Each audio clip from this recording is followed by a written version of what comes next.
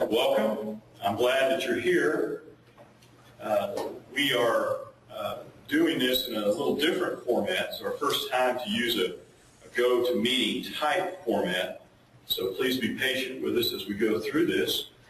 And if you are listening to this at home or someplace else, if you're logged in to gotomeeting.com, you can either use the chat function that shows up on the screen, or if you want to type a question.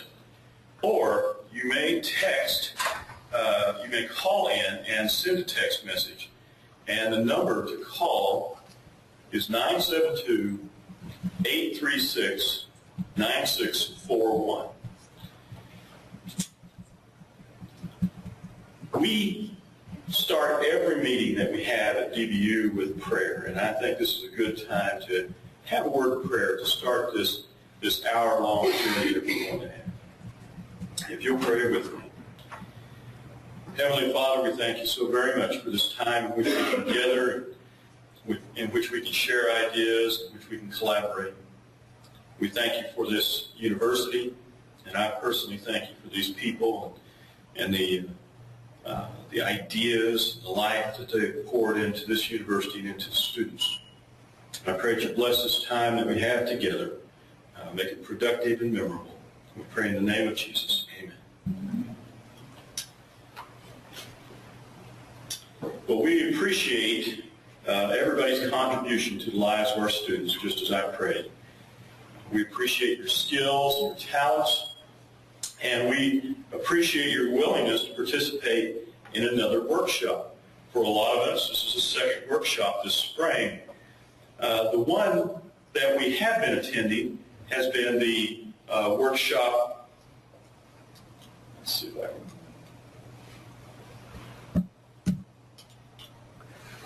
can. There one has been the workshop for the university. This one is specific to the College of Business, and we want it to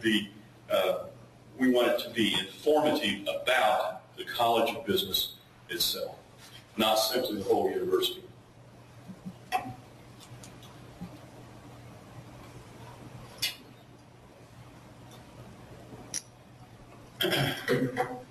We're holding this workshop to provide you with some information, specifically about such things as core competencies, goals, and objectives.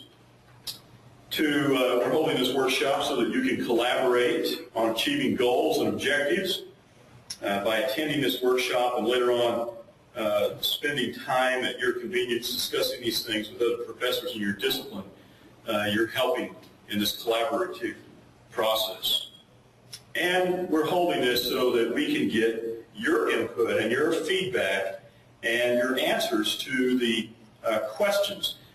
We hope that what you'll do is wait maybe until after the workshop and answer the questions that you have been sent. There's 15 questions. Answer those and then either give a paper copy to myself or my secretary, Kelly, or you can send them electronically via email, and that's just fine. You can also send them to the Graduate School of Business to Dr. Reed or Dr. Hicks. They'll accept them as well.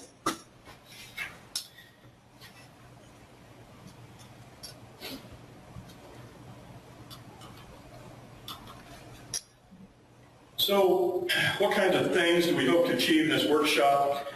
First of all, we hope that there will be an awareness of what we need from our professors in the College of Business, and also how we can help you, awareness of how we as administrators and how we as full-time faculty members can help adjunct faculty, also how adjunct can help us, because you guys are doing some great things in the classroom, and we need to know about that. Also, understanding involving things such as terminologies, concepts, goals, techniques, methodologies, those kinds of things that we're using in the classroom. We want everybody to have an understanding of that. We also want to foster collaboration between full-time and adjunct professors in each discipline. Some of that collaboration is structured. The accounting program had a meeting last month in which all the accounting professors got together and talked about their discipline and what they had to do to make it better and to make it more current and up to date. And that was more structured and formal, just like this. But there's also informal and unstructured times when, at your leisure, you'll contact each other and share ideas. Then there will be a contribution, specifically with the questions that you'll give to us, but also as you collaborate with each other, you'll contribute good ideas and good ways of doing things, best practices, and a lot of different ideas. And finally,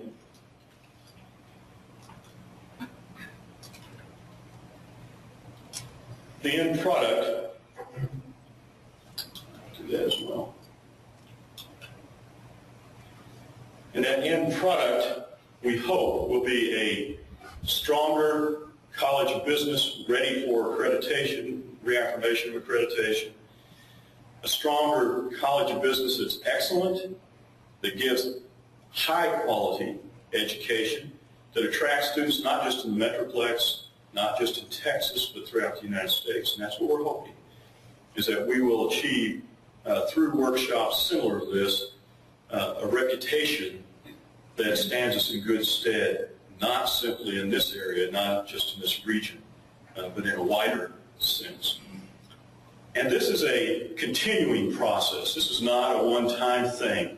As you can see by the arrows, we continue to do this so that we can have an understanding of what works and what doesn't, and why it works, and how we should employ certain modalities and techniques.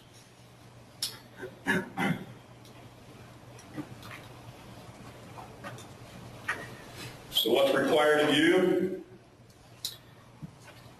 Asking questions tonight of each other and perhaps of the panelists, those of us who are in the room. Filling out the question form later on and sending that in. Providing feedback for us. Staying connected to the College of Business, to those in your discipline, both adjunct and full-time. And being creative and innovative. You know, we expect that of you. We anticipate that from you, and we rejoice when we see you doing it. It's just really nice sometimes to hear from each of you what you're doing in your classroom or on Blackboard. The innovation that we express a lot of times just is really amazing, and I enjoy seeing it and employ it a lot myself. Now, you understand a little bit of where we're going and what we're doing tonight. Dr. Connor is going to come up here, and she's going to be speaking about a big overview, the big picture of where we're at and what we're trying to accomplish. Dr. Connor, our dean, and I'm going to, yes, I'm going to get this taken care of. All right, I'll turn it over to you. Big picture. Why are we here? Well, a part of why we're here is our mission. The university mission, as you can see behind me, indicates that the purpose of Dallas Baptist University is to provide Christ-centered, quality higher education, the accountability, if you will, in the arts, sciences, professional studies at both the undergraduate and graduate levels to traditional age and adults, students, in order to produce servant leaders who have the ability to integrate faith and learning through their respective callings. It's why we're in business. It is why we are here, why we are called to be here, and that is to develop students, to make them job ready, academically sound. Every program at the university, whether it be an MBA, MAM, whether it be the BBS, or whether it be our BBA program, has a mission statement. And that mission statement must be consistent with the overall College of Business, i.e., quality higher education in accounting, in finance, et cetera, that develops servant leaders that can make a difference. So, as you see on the top of the next slide, Christ-centered transformation. That's what we're about, transforming lives. And each of our programs have goals. So you'll see mission, goals, objectives over and over. It's our accountability. We say we're going to do it. Show us what you are doing. Our accreditation bodies expect that. They expect to know that if we say quality, we can prove that quality. Goal number 1, and this is for all of our programs in the College of Business, is to increase student performance. Externally, MFT, internally, comprehensive exams, case studies, whatever is most appropriate in those particular areas. If you look at the next slide, you see VBA core competencies. We say our students can do all of these things. Now, you may see these consistently, because that's one of the things that is very important to us, to be consistent in what we do. Walk the walk, talk the talk. So VBA program core competencies, the list is long, as you might imagine, as they are in each of the programs. Critical thinking, servant leadership. You'll see this in everything that we do. Whether you're an administrator, whether you're faculty, adjunct, or full-time, whether you're staff. These are the things that make a difference in our particular program. One goal that we have listed on the VBA is to maintain a strong curriculum through program course additions and ensuring currency and consistency regardless of the mode of delivery. Whether it be online, in the classroom, a spring 7, a spring 8, a mini-term, consistency, consistency, consistency. You will hear us say that over and over. You'll also hear us say ACBSP, SACS. That's the tool that holds us accountable. One of the areas other than the Lord. He expects us to do the right things. The MBA program, you'll see objectives, you'll see outcomes. Their goal, graduates will have knowledge and technical skills needed to perform in their chosen field. And you'll say, well, when? You know, where's the SMART goal? This is our overarching goal. As Dr. Reed in her particular area works with you all and works with our students, increase our major field test scores, increase critical thinking, and being able to measure that. And again, MBA core competencies that you will see throughout our program. The Masters in Management core competencies, writing, technology, you're seeing these over and over because this is a part of what our mission is. You also see things such as attitude, change management, customer experience. These are a part of the coursework and the majors in that particular program. The goals and core competencies complement one another. If they don't, we need to fix them. We need to make sure that we are saying and doing the right things. To ensure ethical business practices, that's what we're about. Servant leadership, integration of faith, critical thinking, technical skills. We're also have the goals and core competencies to provide a common guide throughout the college to help us remain current and relevant. Technology changes faster than I can snap my fingers. And so how do we help our students? And to have continuous improvement in all of our business programs. Your role is to fill out the questions, as Dr. Sims has mentioned, and you have several days. We'd like to have them quickly because Ms. Morris will consolidate those for us, and she will provide information for us to continually improve our programs. And we will share that information with you. Evaluate each of your courses. What are you doing to support our core? I don't teach a core course, Dr. Conner, but what do you do? And how does that impact our students? Collaboration. contributing ideas for improvement. You see it, you live it, share it with us, and so we can improve what we are doing. I did mention BBS program. BBS program is indeed, their students are in our programs, but they share the competencies and the consistencies because we have the same courses and the same professors. So as we continue on with our program tonight, I would like to introduce our facilitator.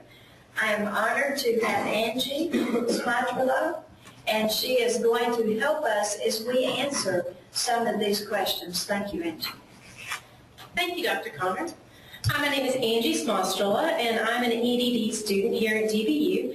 And currently, I'm doing my internship on professional development, so that is why I'm facilitating this evening. So we will now begin our collaborative panel discussion, and we have 10 distinguished panelists. We have 5 from our virtual audience and 5 live with us here on University Hill.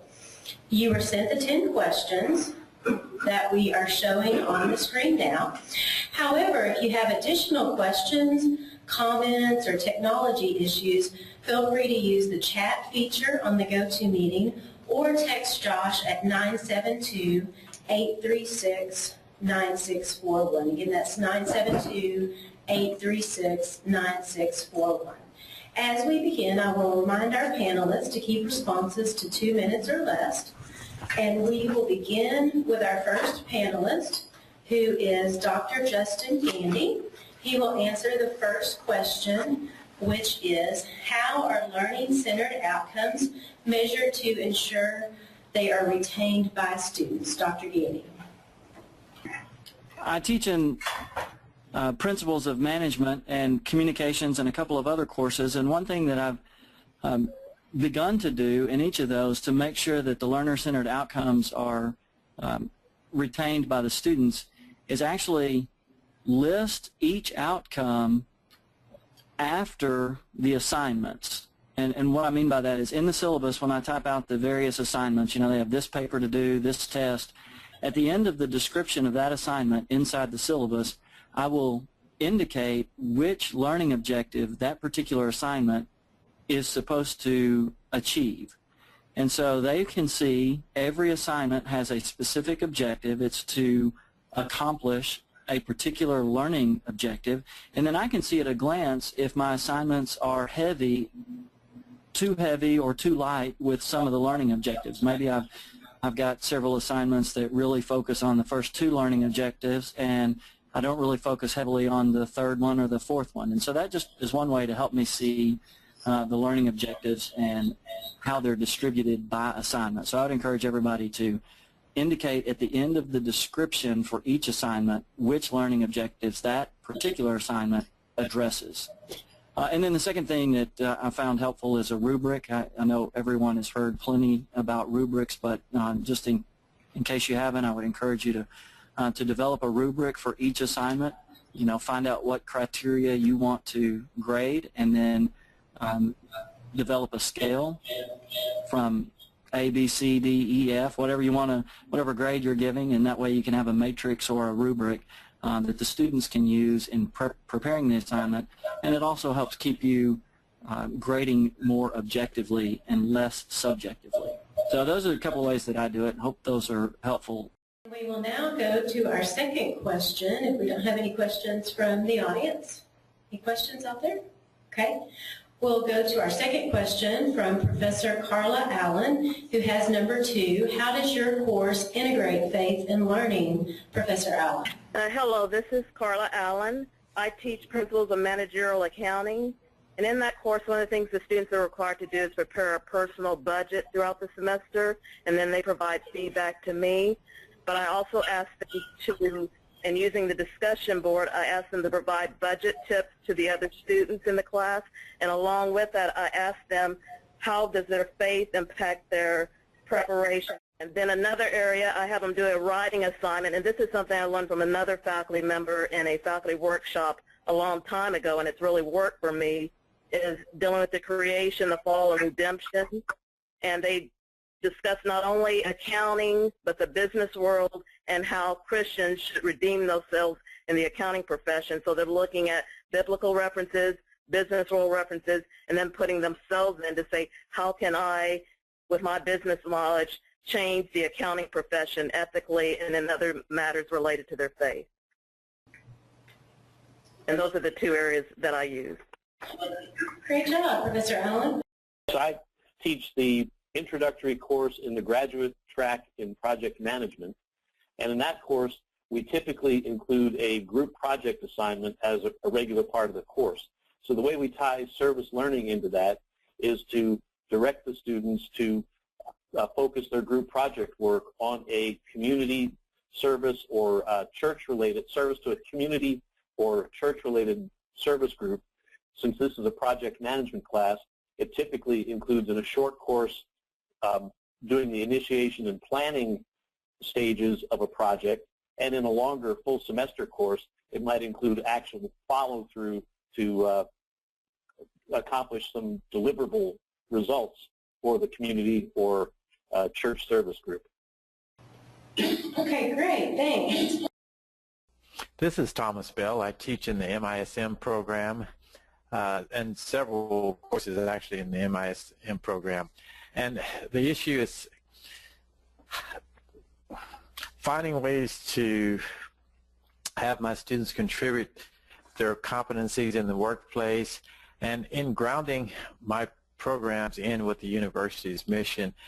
First is always about servant leadership, and that's the listening, the empathy, the healing, awareness, persuasion, as well as conceptualization, and to some extent even stewardship and building community.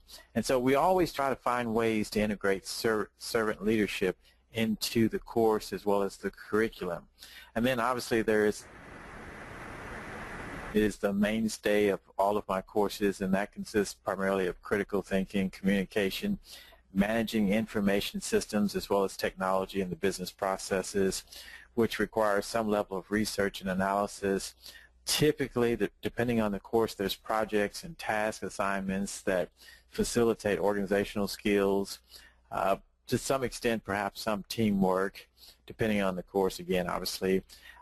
Always there should be a commitment to quality and professional behavior in the team working environment, as well as understanding that there's a social responsibility, because with technology there's social obligations and social responsibility. And perhaps more importantly, I'm hoping that my students are engaged in continuous learning, because with an IT course you learn that you can't rest on your laurels. You're constantly finding yourself vigilant in the sense that you have to know what technology is bringing to bear to be competent in the work environment, and in some ways to just stay financially solvent. And then we focus on the program-specific related competencies, and that again will depend on the course, with a emphasis typically toward professional competency in the work field, such as being a member of the IEEE or the Project Management Institute or ASACA. And so I often encourage my students to be involved in some professional or industry organization, because it helps to keep the best practices in their particular area honed and current. That concludes my assertion for question 5. And so we thank our virtual panelists, and if there are no questions from our live audience, our virtual audience, we will now move to our panelists here on University Hill. So it looks like we are about ready now to start with Dr. Reed, who's going to answer question number 6, which is, how is creativity and innovation demonstrated? Students must build their own case studies in the majority of the graduate classes that I teach. I guide them through all the familiar steps, beginning with defining the problem and ending with recommendation for action. The students are encouraged to shrewdly pick a personally important focus in their choice for their case study development. It can be their specific company, but I encourage them to pick the organization that can give them the most professional mileage.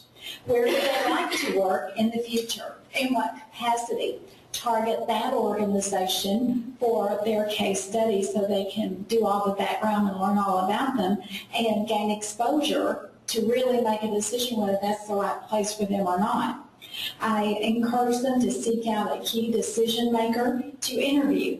This assignment expands so many of the targeted core competencies we've been talking about and that y'all were sent out over the last several days. Specifically, creative thinking, decision-making, ethical decision-making, interpersonal skill development, leadership, and financial prowess, just to name only a few.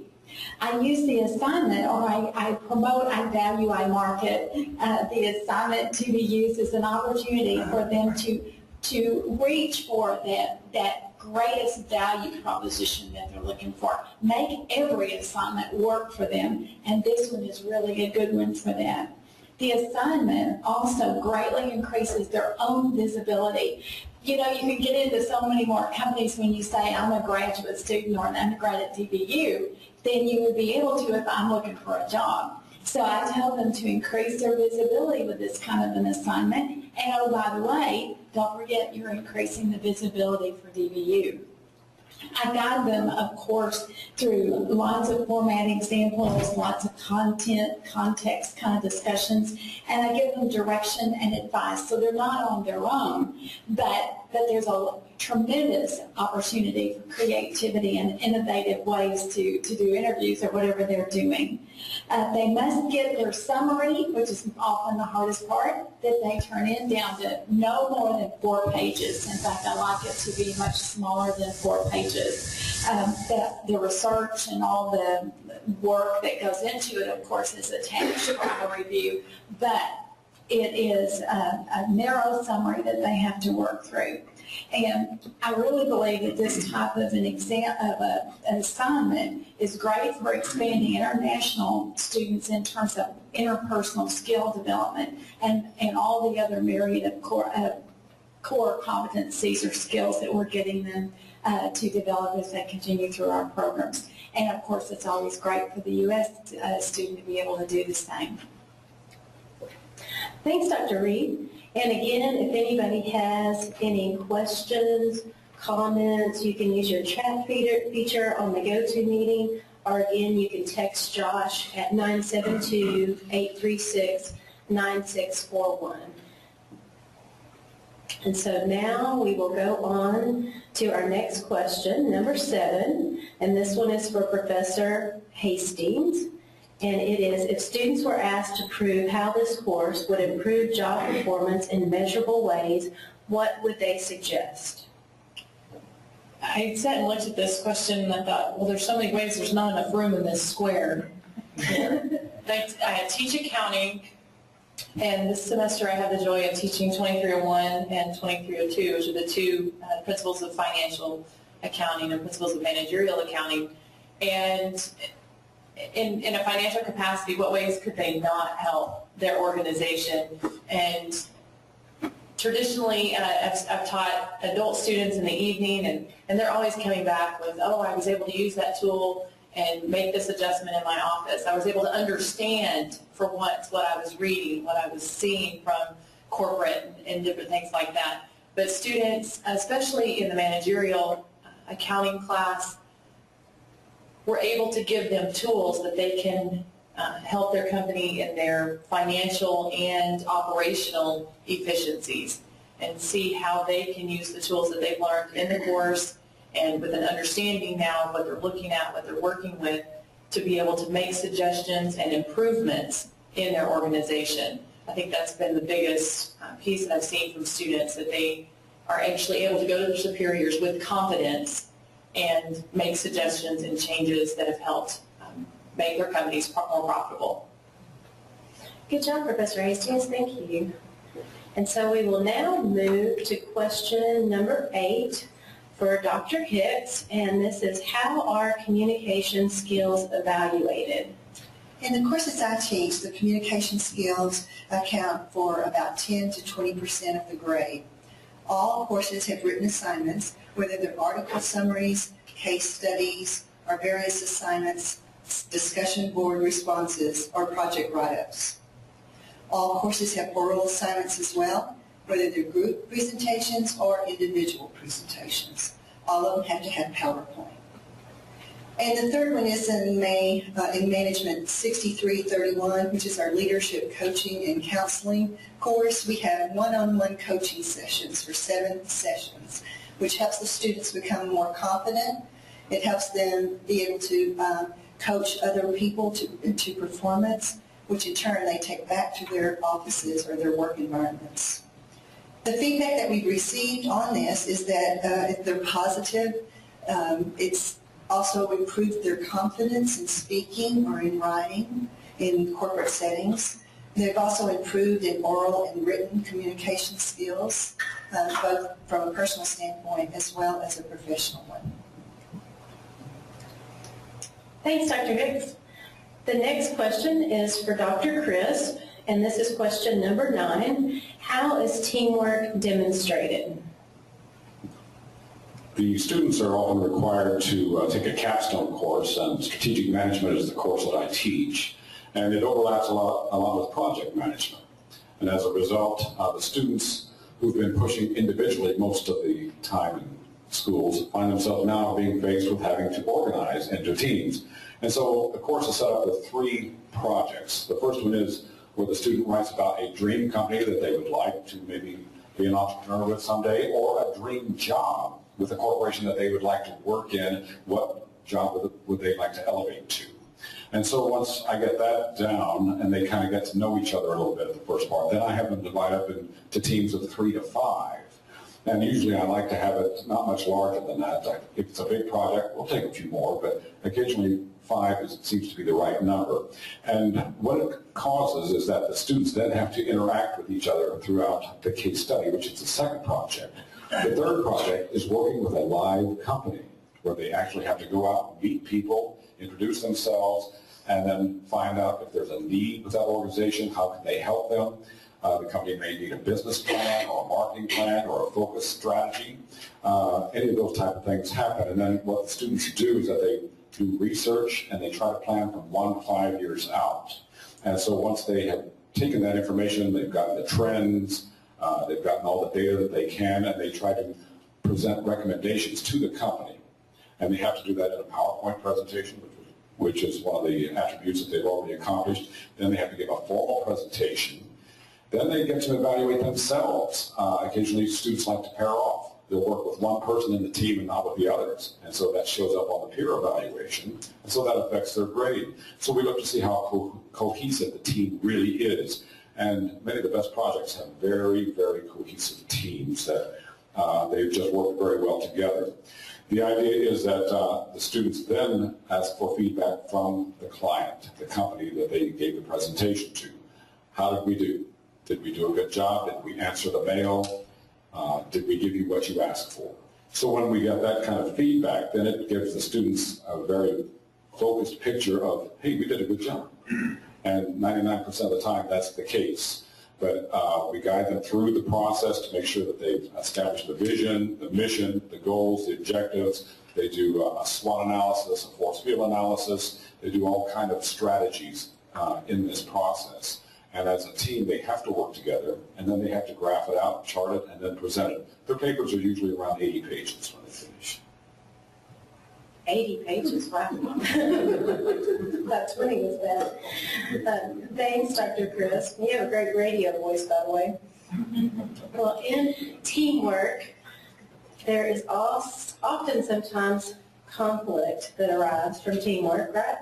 And so now Dr. Simmons is going to answer the question number 10 about conflict resolution. So how is conflict resolution demonstrated, Dr. Simmons?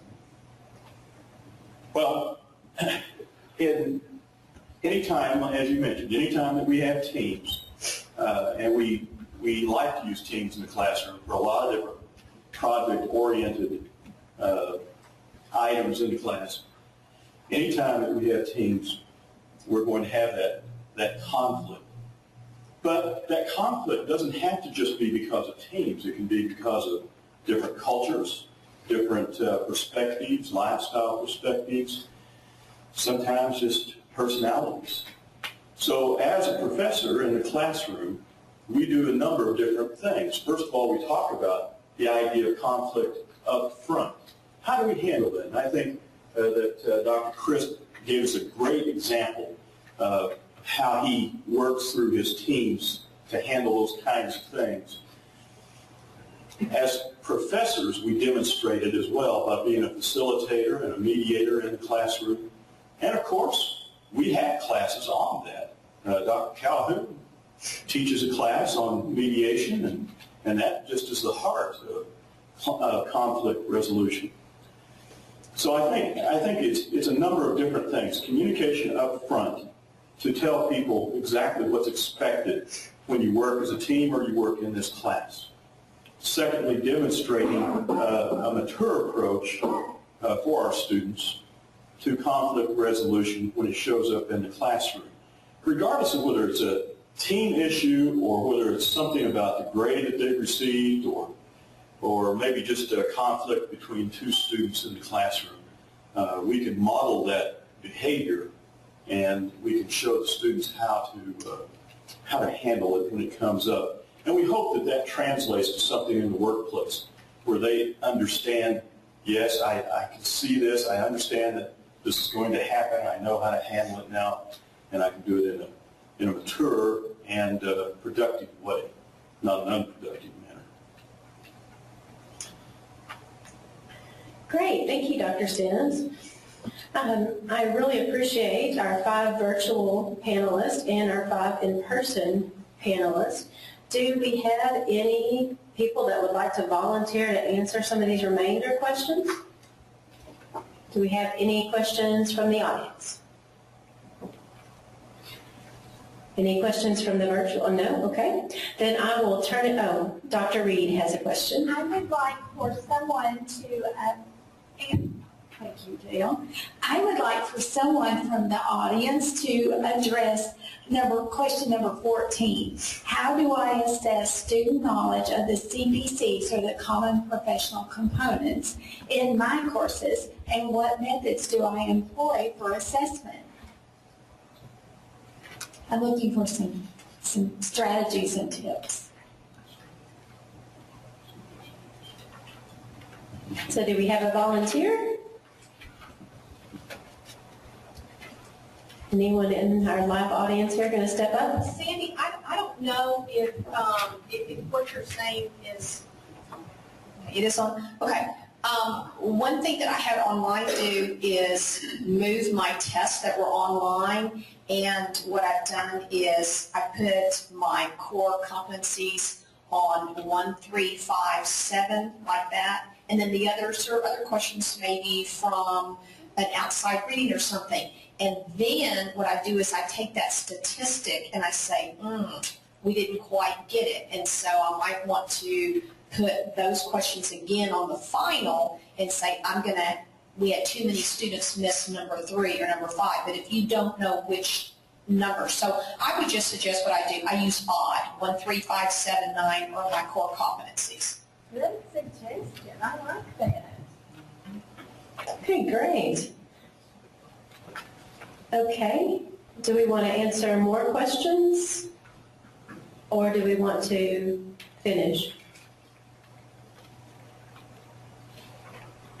We don't normally let people out of class early. Okay, so I'm curious about question 13, because I did work with McGraw-Hill that worked with Connect, so I am curious about question number 13, and I'm wondering if that's the same thing. So it says, many of us use external learning tools that have been approved through the dean in our classrooms. An example might be Connect. Do you use approved external tools? Which ones, and how do you use them for your instruction? Do we have a volunteer? That simulations is a good example. Does anybody have any other examples that they may want to use? Anybody be brave? What about in our virtual audience?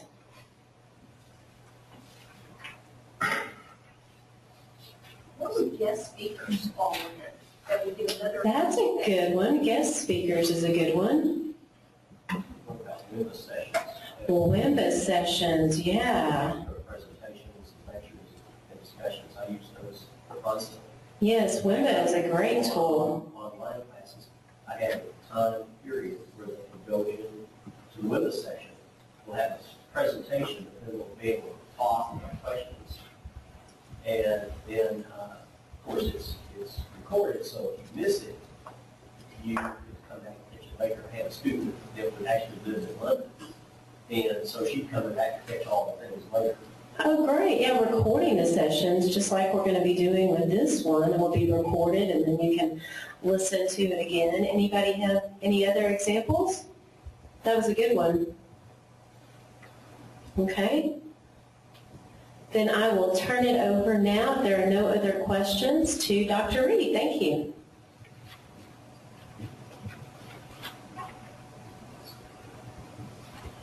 I sure appreciate Angie and her facilitation of our first go-to-meeting and in person kind of workshop. Thank you, Angie. Very good job.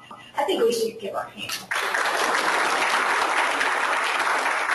I can tell she's going to be a great doctorate alum of DBU. I'm happy about that. So Joshua's got this going. I think he does. And thank you, Joshua. I know the pilot was kind of nerve-wracking for you, so thank you. So, of course, we thank everyone for coming. We appreciate so much your participation, your knowing that this workshop, our opportunity to get together and to collaborate as colleagues and to share ideas about how to improve what we do. And of course that translates to student outcomes and servant leaders who can go out and transform others. So thank you for being here and your participation. So I want everybody to let us know how you like the GoToMeeting option. I know that you didn't like the reverberating and all that kind of stuff. We'll figure that out. So don't use that as an example. But we hope you do like the option. If you do, let us know. In the fall, the workshop, our business faculty workshop, will be in person live right here on University Hill. Our intent is to offer the GoToMeeting option in the spring as a new set of rotation. Of course, you can always come on campus. We'd love to see you, and we'd love to mingle with you. But GoToMeeting will, if you like it, then GoToMeeting will be an option for our spring workshops, just so you know. As a reminder, Angie's already said that our work, is Joshua keeping up with me? Our workshop is being recorded, and of course, we encourage you to listen to it again. I don't know about you, but I like to listen to strategies and tips and things that y'all have said, and then have time to reflect on it and listen again. So we ask that you listen again. If at any time you need help for any of this electronic GoToMeeting or anything like that we're doing, Joshua, of course, is available to help you. And you all know our office number, and Joshua's text number is up on the screen. As you all know, it's that 972 number. He's promised not to disconnect it or anything, so we can get in touch with him. Okay, so I'm going to just wrap up where we started and where we are and where we're going. So we started with the Christ-centered transformation of servant leaders, didn't we? That's where we begin as we start with our students. The goal for the graduate programs, the MBA and the MA goal is to graduate people who will have knowledge and technical skills needed to perform in their chosen profession. Of course, perform is the key word. That's the same goal for both the MBA and the MA in management as you would expect it to be. You see up on the screen in bitty words, I guess, the core competencies. There are some similarities, of course, between the two graduate degrees that you will see. There's a lot of distinctives between them as well. They serve both degrees are extremely high quality, as you know, but they serve different students. So you will see there's different core competencies, and you received those.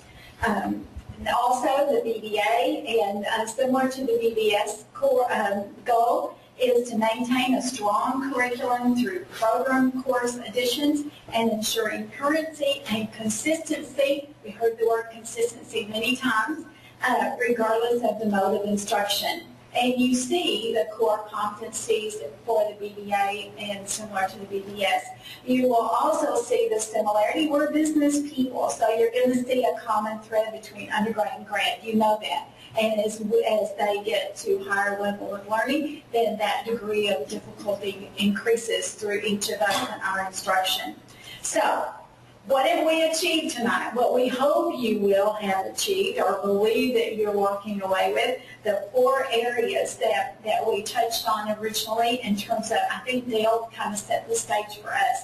We wanted to achieve an awareness of how important all of us are to the goals, to the objectives, and to student outcomes. We're all in this with the journey with the student beyond graduation, and we all have, I hope, have seen that we all fit together in the overall outcome, and we directly impact the student's ability to develop core competencies as we've defined them. We hope that you have a deeper level of understanding, I know I do, of where my courses, where your courses fit specifically in the accomplishment of the prescribed core competencies as we have listed them for you. And then the continual improvement that comes as a result of the study and the assignments and all the coursework and outcomes coming together. We do that for the student accomplishment of the core competencies, and we do it because our accrediting bodies expect us to continually improve. That's all part of the same big picture that we started with originally. We hope that you have a sense of comfort for collaboration. Do you have what you need now to collaborate with your peers in your discipline and discuss what we have covered tonight, the 15 questions and how they relate to each of us and how they relate differently depending on the prospective courses that we teach? How about the other questions that we did not get time to discuss? We had the 15. We could have spent all night on number 1 and number 2 and all of the other ones. We could. But we just wanted to kind of launch it so that we begin to think about in this new, and it's not new, but this expanded level of critical thinking for us as we apply what we do directly to student outcomes. And can we contribute with our peers? Do you feel like you can contribute with your peers for conversation about improvement and change, or sharing with others that the things that you do that work, the learning, and also learning, because we're in a learning mode as well, are we in a comfort zone so that we can learn from others, and that other ways of doing what we do will improve the benefit for our students and, again, for SACS or our various accrediting bodies. The product that we started with, the visual that I'm going to create in a minute, hopefully, the why we do what we do, well, going full circle, that goes right back to our mission statement. Dr. Dowd, if he were here, Dr. Dowd's on GoToMeeting. Did we tell you all that? He's on GoToMeeting. So hopefully he's going to hear his own words with this next statement that I'll make. He describes our mission in 3 pillars, right? To produce or to provide Christ-centered quality higher education, that's pillar number 1. To produce servant leaders, that's number 2. And then to transform others who will integrate faith and learning through their respective callings, that's our mission. And that's kind of the visual of what we're producing here. Well, the next one that you should see, hopefully do, is the visual for what we have achieved tonight. Hopefully that this is a tree that all of us are on, and the tree bears fruit for the students, for their, as they graduate and become servant leaders, they will have the foundation from our mission, the roots that we are about as we hang on the tree and we're the fruit that they accept. Then the DBU mission is one of the roots or part of the foundation, and the overall foundation is Christ-centered education. So it kind of puts it in perspective. You see each of the areas on there: collaboration, awareness, the product or the visual that I created for you based on our mission, and then our understanding of how we all fit in the big picture. So now participation is key, and I'm so happy for your participation tonight. So your question has to be, so what, and so where do we go? Well, I'm glad you asked. I have 3 things to tell you where we go from here. We ask that you reflect on each of the 15 questions. Reflect on them and answer them for any course that you teach. If it's different, let us know that. If there's, you all have wonderful teaching methodologies, and you change them depending on who your student group is, what the class is, and all of those reasons why you make a decision for a change. So reflect on each of the 15 questions and answer them, and send them to Kelly.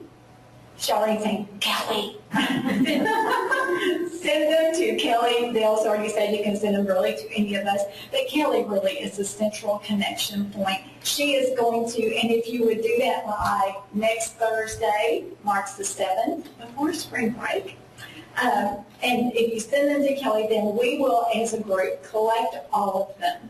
We will then distribute them to everyone, all of the business faculty, so that you can learn and share and grow from what others, how others do, and address each of the items, getting to development of the skills within the core competency level. Are you asking a question? I'm asking a question. Point of clarification. Okay. Everybody listening, I may need help. Supposed to answer 15 questions. Supposed to answer 15 questions for each course you teach. And you have 4 classes. Well, this just a semester or for all courses that? Just this semester. Okay.